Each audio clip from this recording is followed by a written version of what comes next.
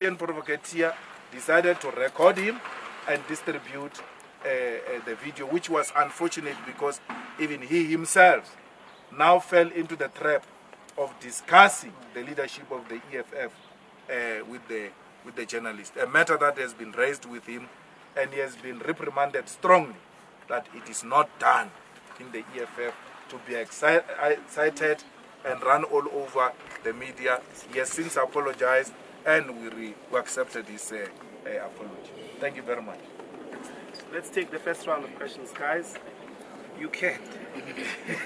Wow. In line with the last remarks about who's contesting who, I would like to ask all 5 of you individually, are you available? Are you available? Are you available? Are you available? Are you available? I can answer for all of them. They are available. All of us are available. Okay. All members of the EFF are available. They will be raised from the floor. They will accept the nomination. And the chair, are you contesting for the president?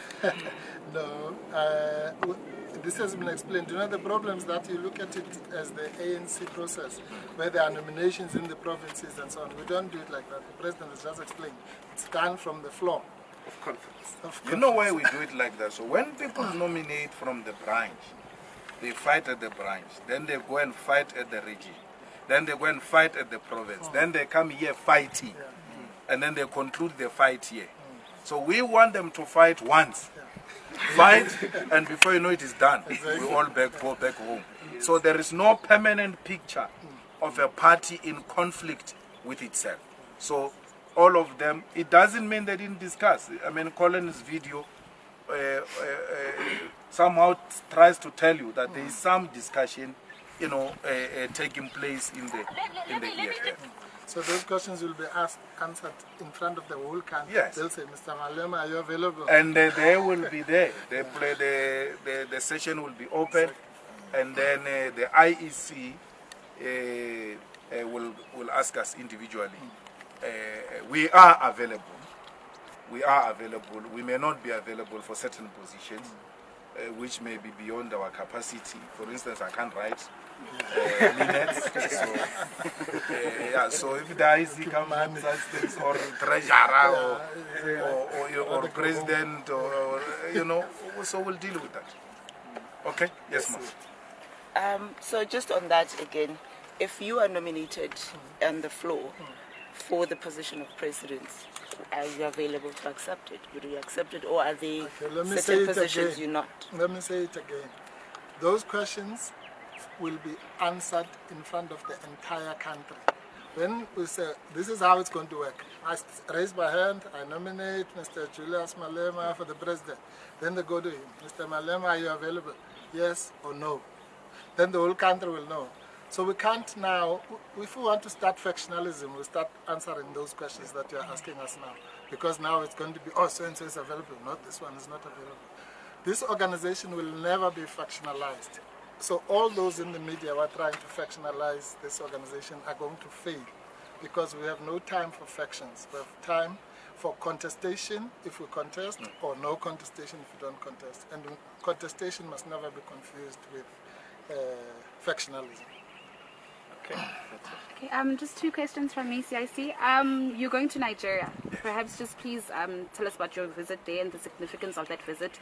Secondly, last week we said you were in studio and you spoke about the partnership between the EFF and the DA.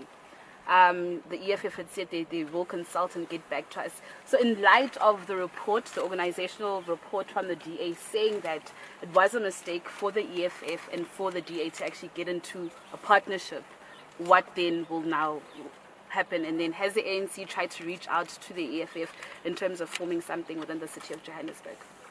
Well, I just landed this morning from Baku, from a non-aligned movement summit representing PAP, but also going to sell the gospel of the EFF.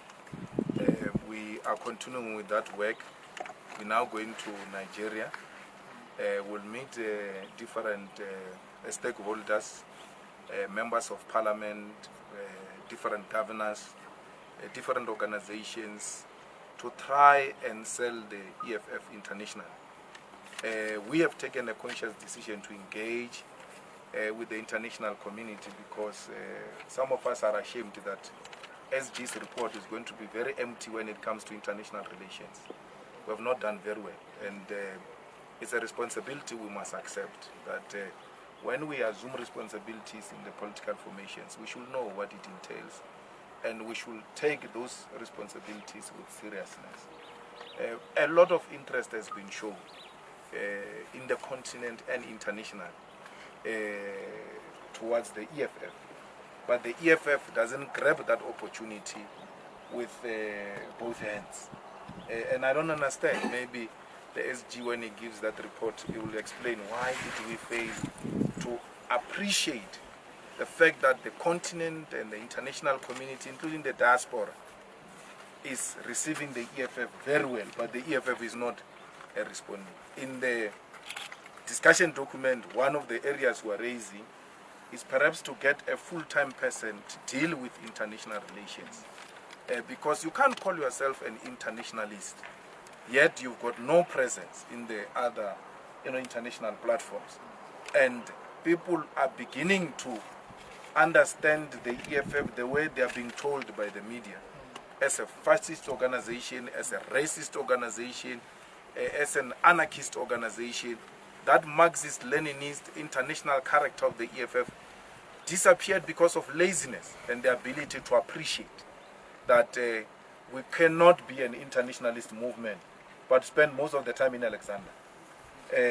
We ought to locate the struggles of Alexander into international politics. What's happening in Lebanon, what's happening in Chile, what's happening in Venezuela, what's happening in Cuba, in Zimbabwe, and all over the world should be understood, so that we don't think we exist in isolation. So that's the work I will be doing in the next few days towards the conference of the EFF. I get somehow worried that every time there is a position available in the municipality, people talk about giving it to the ANC and the DA, including some leaders of the EFF. When you talk to them, they say, no, there is that type of MMC in DA, maybe not. But they never talk about the EFF. I don't understand. I don't understand why people are not talking about the EFF. After the EFF said, we are ready to govern. Leaders of the EFF tell you about other MMCs from other political parties. The media ask you about the ANC and the DA. They don't ask you about the EFF. So I think that we ought to look at this thing broadly. Opportunism is going to kill this movement. If we can start identifying talent amongst our own comrades, where did Mashaba get experience from? Where did Soli get experience from? And that new one who wears ugly suits in China. What did Mukhalapa? Where did he get the experience from? We've got now well-experienced leaders of the EFF in municipalities. And we're never told about those leaders. We're told about something else. So I don't want us to reduce the debate into DA or ANC. And I'm not going to be here this afternoon when the War Council will be sitting. And I was not there when the Central Command team said last time, because I wanted to propose that the EFF must contest. And it must contest without talking to anyone. We must contest. If ANC is contesting, DA is contesting, why is the EFF not contesting? I'm not saying it's an EFF position. But I'm saying, why is the EFF? Everybody is fielding his or her candidate. You are always looking at other people's candidates. Why can't you field your own candidates? And even ANC people and DA people who are somehow talking to the EFF informally, they are being disrespectful because they speak about their candidates. They don't say, EFF, can you give us something? So that disrespect must come to an end. I don't take it very kind. I think before it was understandable, not now. And Mashaba's plea, if you go and talk to him, has always been, please release the EFF people to come. I want to lead with them, because I've seen a huge potential in the EFF than in my own political party. And this thing of EFF refusing to release these people is making it impossible for me to run an effective municipality because I can see talent in the EFF. So that decision will be taken and it will be communicated once all of these proposals are being looked into. Sisi? Oh, sorry. Yeah. Okay, so just two questions. One is a follow-up to this one. If the EFF were to contest independently for running the city of Joburg, what do you think the party should tackle first, if it were to win? And then secondly, in terms of the discussion topics for the policy conference, we know that the documents will be coming out later, but what are some of the key things? You mentioned the international relations aspect, obviously the land. What are the key things that delegates will be discussing in the conference? Well, one of the first things that we need to deal with when we take over the municipality is the issue of development in the black communities. There is no serious focus on developing black communities. There is no infrastructure in black communities. So we want to make sure that there is proper infrastructure in black communities. And we must make sure that that infrastructure comes with employment of locals. So the money that comes from Johannesburg, which is paid by Johannesburg people, must benefit the people of Johannesburg, both in terms of development and employment. We want to insource all the workers. We don't want to create the issue of tenders. It's an issue here of AfriRent winning a tender of cars. And the question we ought to ask is, why is the municipality outsourcing cars, for instance? Don't we know where they sell cars? Can't we get someone in the municipality to go and take, not even a quotation, pictures, because the cars have got a price on the windscreen, and say one car will be so much, and compare and buy our own cars. And as and when they get old, we sell them and buy the new ones. Sell them, buy the... So to avoid these speculations that no, so-and-so bribed, so-and-so, this one, let's just internalize some of these services through building state capacity and insourcing. At the center of our conference is how do we build socialism? So everyone else should respond to that question. So if you go into a commission of battle of ideas, which is communication, how do we use communication to attain socialism in our lifetime? Because we are a socialist movement. But central to that socialism is the land question. That there will never be socialism without the ownership of the land.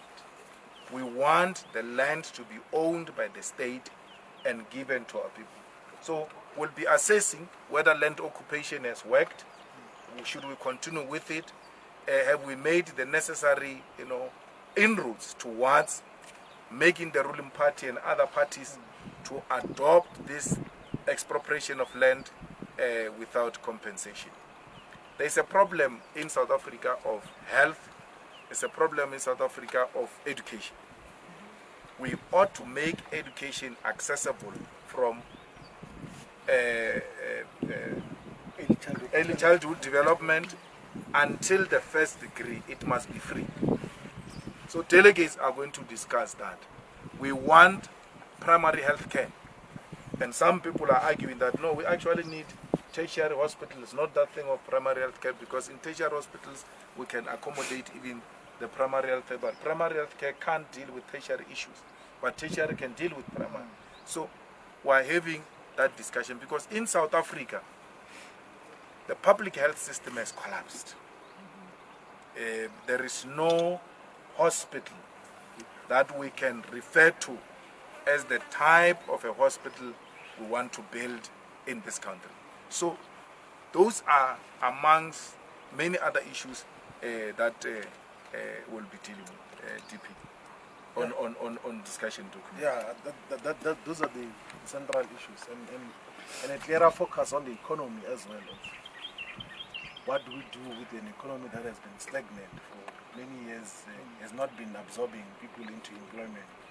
What do we do? What is our interpretation of the fourth industrial revolution, and what are the challenges that come with it? So that is broadly what we're going to be looking into. And then of course the organizational redesign perspective will form part of the discussions in all the commissions. So that is basically what we're going to be looking into. In relation to the conference, and specifically with the video that came out from Malema, there are people who are saying that this conference is purely to just rubber stamp a list that has already been welcomed and put in place. What is your response to that? That's their view. I mean, conference, all types of things happen. That's their view. We didn't call conference. The Constitution called for conference. So it's not like we said somewhere and said, no, let's go and rubber stamp something. No, we are required to be here. We must be here, whether we like it or not. We are here. And then all types of issues will be raised. You know, leadership is discussed everywhere.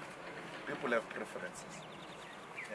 I was learning this morning that some of the leaders are even calling regions and saying, hey, I thought you were my friend, but now your region is not even nominated. So the levels of disparitions have gone to that level. You can't do anything about it. People are trying all types of things.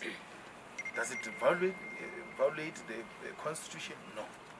Does it undermine the integrity of the EFF? No. So be it. It must be criticized. This list or that list. Let people say what they want to say, really. I mean, we didn't call ourselves. We were convened here by the Constitution of the EFF. We were not bought somewhere and said, let's go and endorse some list. Come. No, we were convened here by the Constitution of the EFF. Whether we want to be here or not. If it was my wish, we should just continue like this. But there's nothing I can do. Like Mr. Tama, when we went to the first conference, Mr. Tama said, President, can't you just read the list and we go home? Unfortunately, I can't do that. So we are all going to be subjected to that test. Just a point of clarity, Bizaga from Mission. Sure. In terms of your committees, will you have chairs of committees that you could possibly engage with before the... I'm not sure if it will happen before, but the chairs and the scribers will be there. And then when commissions come to report, the scriber of the commission, the chair of the commission will come to make those. But if there is a special request, I'm not sure if we have concluded the scribing and the chairing of commissions. The names are not there. We have not yet finalized. But it's not a big issue. If you want to engage someone who's presiding over a particular commission, surely communication will make sure that such people are available. And then CIC, I'd spoken to a couple of your members who've been talking about the constitution of the EFF and how they want changes and amendments of the constitution. Is that open to debate? It is. The constitution, the constitutional amendments, is actually going to be serve in the plenary because some of its implications may affect the elections of top 6 or even additional members. There are people who say increase the number of additional members. There are people who say no, reduce the officials. So it will come. And then in the plenary, but it's not going to come in a rowdy manner. It will have to be this province, supported by this province, moves for this type of an amendment. Then we can put that amendment to the constitution. But there are certain fundamentals. So even if you change the constitution of the EFF, you can't deviate from the founding manifesto of the EFF, which are core founding principles of the EFF. So let's say, for instance, someone says, let's do away with cardinal pillar number of tenders. Number 7. Let's 6. Yeah. 5.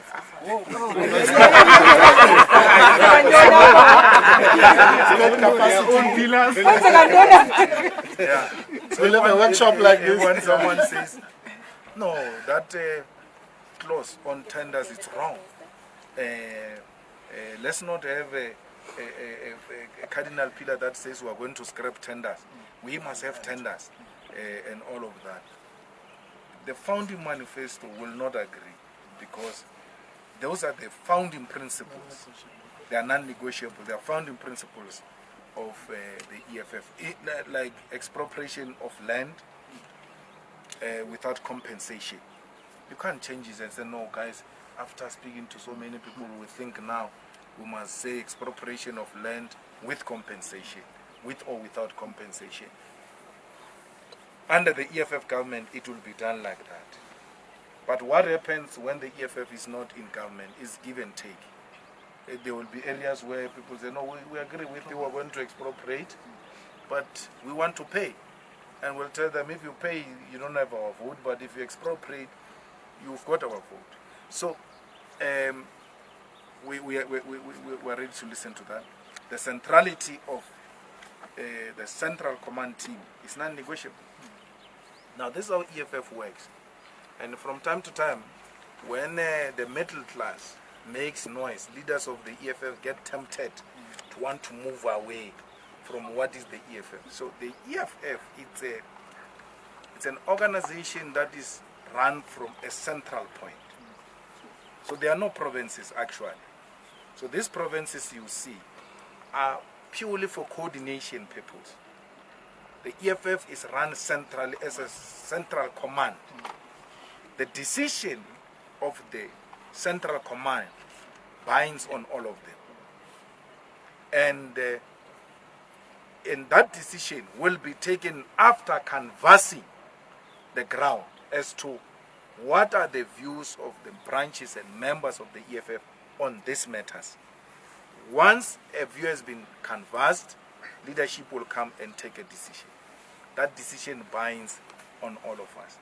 Many people go mad when that time comes because they do not know what they've joined. They don't know what they've joined. Many of them want to cry after. So at least we've got access to them. Tell them this is how it is. Either they accept it or they go. Yeah. We make this statement all the time. We make no apology about it.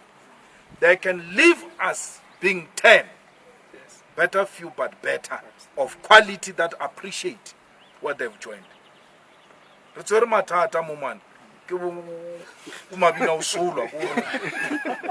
Every time there is dishing, they tense.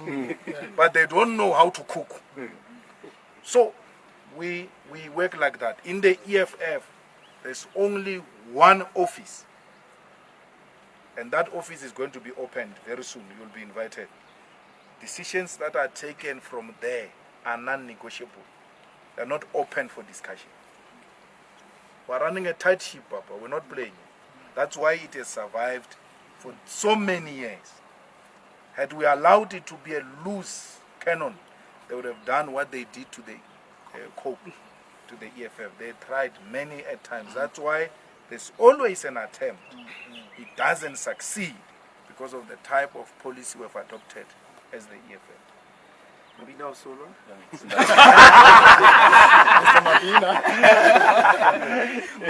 It's from Power.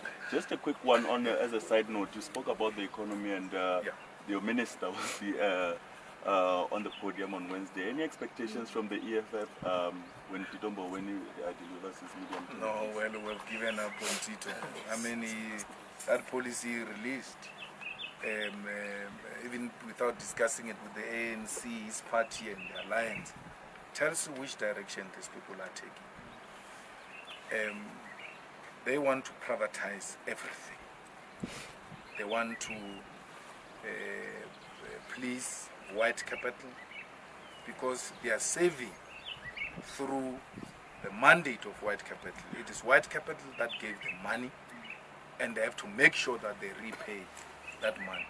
Look, people can't spend 1 billion on you and expect them to make 1 billion back. You know, it's not an investment. These people are still going to make billions. They've put 1 billion and they expect to make billions. And any policy that comes from Tito and Cyril is going to do exactly that. We've seen in South Africa where there is an acceptance of state capture when it is done by certain people. A man appoints a person with matric, it's not an issue. SARS is still going to have a shortfall. No, SARS is performing very well. The problem is that the target you have put is unreasonable. But if it was Tom Moyane, you are not going to say the target is unreasonable. We've seen this hypocrisy under Ramaphosa's regime. And really, let's go to the ground. The state-owned enterprises, all of them. Pravin is running them down. Look at ESCO. The man himself says, you asked him a question, do you think you are the man for the job? He says, if I was, I would have applied for it. I've never applied for it. So he tells you, he's not a man for the job. There is still no crisis. No one is fighting that the man is not a man for the job. But if it was Zuma, so something else. ESCOM press conferences are run by Daily Maverick. You guys don't have problem. But if somebody had said in a press conference, ANN7 asked me to convene a press conference today because they don't talk, all of you will be like, capture this, capture that. So we are allowing this mess to go on and on, but the EFF, we don't complain. We're working the ground. That's all we do. The response will be to go to the ground. These people have changed the track now. They've moved from the streets because they are not winning the battle on the streets. They've gone to the courts. And they are using the same apartheid tactics. Apartheid used physical structures called prisons to lock those they disagreed with. They use money now. They take you to court and lock you up with 1 million. If you can't pay 1 million, you must shut up. Otherwise, we're going to take you to a new prison called 1 million lawsuit. And the courts, wittingly or unwittingly, are falling into the trap of silencing freedom of expression and exercise of political rights, because people who have money can imprison you by imposing heavy lawsuit on you, and that will silence you. If you say opposition parties can't say the things they are saying, and you sue them 1 million, all of them, the freedom of speech will go away, the political rights will go away, there will not be opposition in South Africa, because opposition survive through freedom of speech and the political rights. We can't give people RDP houses. We can't give people social grants. We can't give people jobs. We are not government. All we do is to expose the shenanigans of government so that we have a transparent government.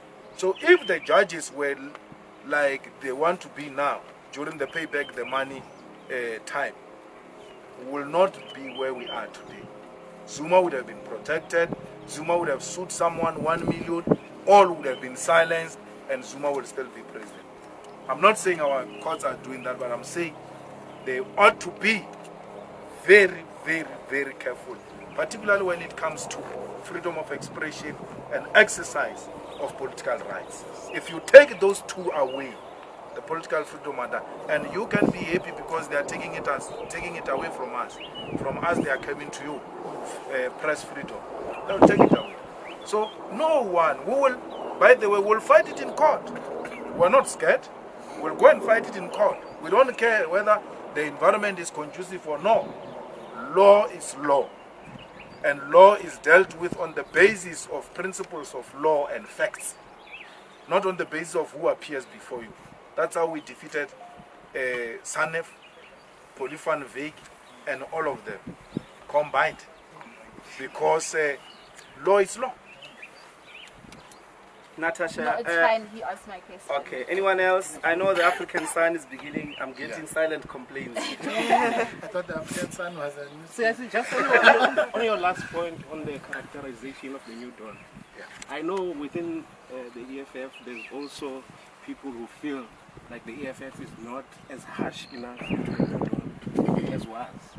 I know of an event where the TP was involved with another high-ranking member of the EFF as to whether the EFF is strong enough in not just talking to us now about but taking the extreme steps that it took during the Zuma administration, National Day of Action and stuff like that.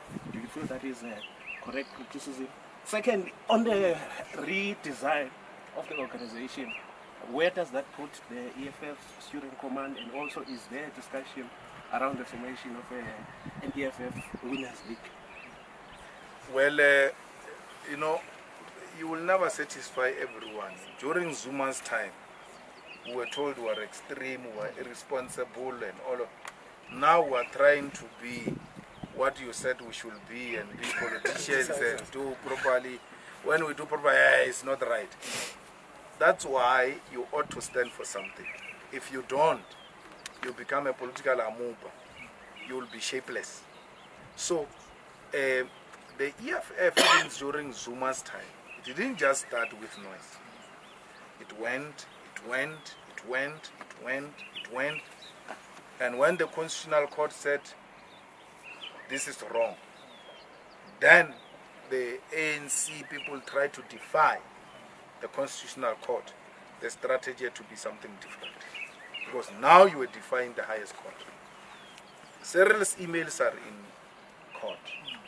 Pravini's thing is in court. The rogue unit is in court. So, but even with that, we are still pushing in Parliament.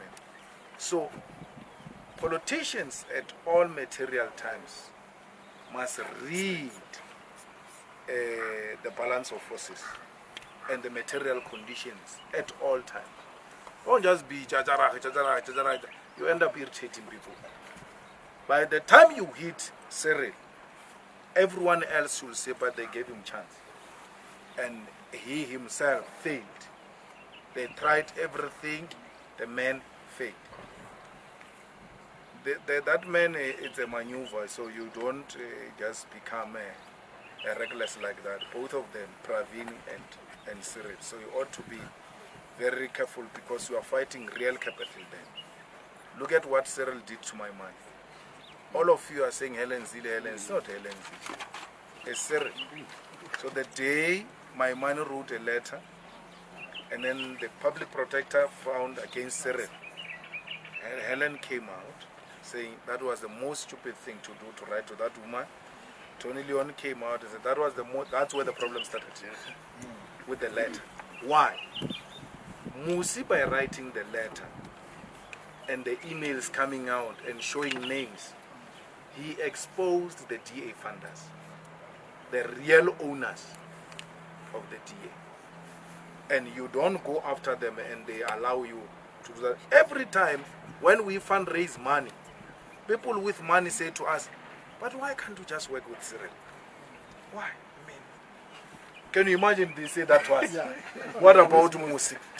So, listen to what Herman says and what Musi say. They say, we joined the DA to destroy the ANC, not to join the ANC or the fiction in the ANC. Go and listen to that video. That's what tells you what's happening. They are being told, work with this guy. You must work with this guy. This is our man. This is our man. And Musi tried to defy them, and he thought he's got a life of his own. That's when they showed him who are the real owners.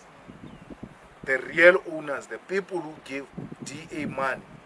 When finally the emails come out and you see the names of the people who funded CR70, when compare the notes with who's funding the DA, it's the same people.